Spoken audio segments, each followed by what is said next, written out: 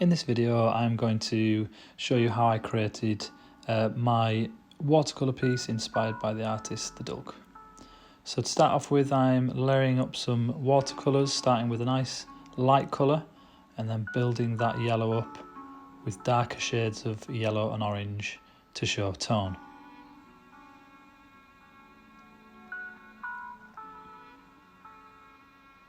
As you can see, I decided to leave a hole in the middle of the cheetah, just like the Dulk does. I didn't copy exactly how he does his work, but I made sure to add elements similar to his work.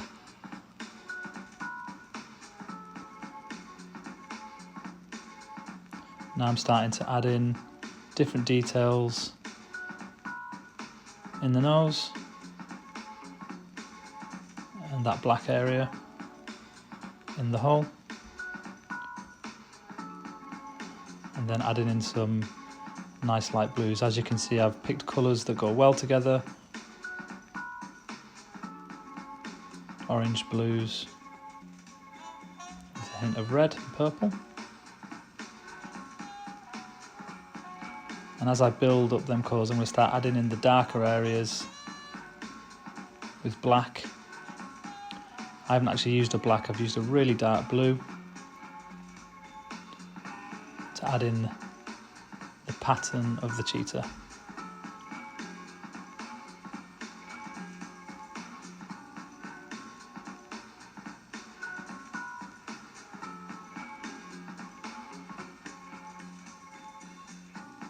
With watercolour, it's always very important to let one layer dry before you start to add the next colour, as it will blend together if you don't.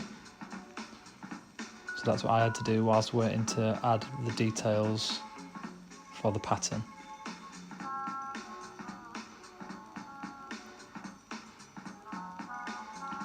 And I've added some little bits of detail at the side to make it look like fur, and some white highlights and light blue highlights to make it look a bit more 3D.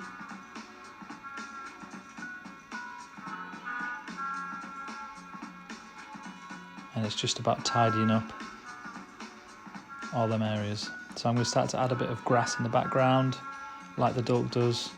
He had some nice organic material in the background. And then I'm going to do a nice blue wash that's partly the sea and partly the sky. Blending it with water, making sure it's darker on one side and then lighter at the bottom.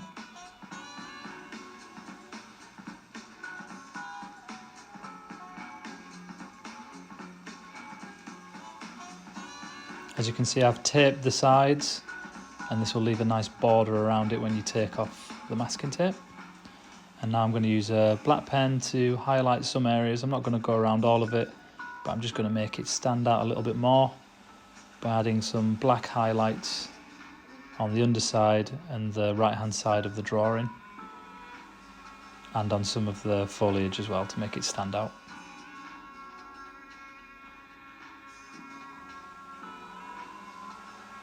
I've added some black onto the cloud, but later on I'm actually going to paint over that because I didn't like it. I felt like it stood out too much when I want people just to concentrate on the animal.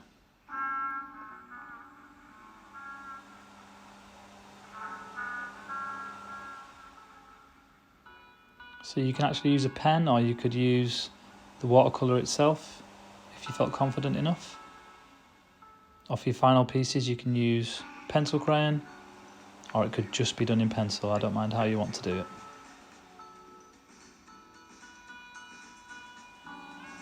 Adding some pattern at the bottom, and then some dark areas in the eyes, and the eyeball in the middle of his head. As I said, this isn't exactly like the Dulk's work, but it's been inspired by his work. Instead of doing the targets, I've done the little patterns at the bottom that are similar to the targets, and I've added in the fur that's drifting away, which he also does in his pieces. So make sure that you've got some elements that are inspired by his work.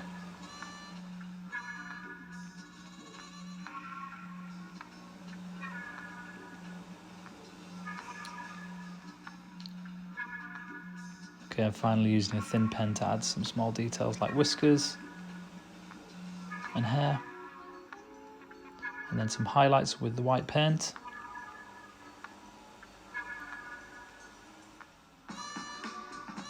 And finally, some highlights on the eyes just to make them look like they're shining, they're a bit 3D.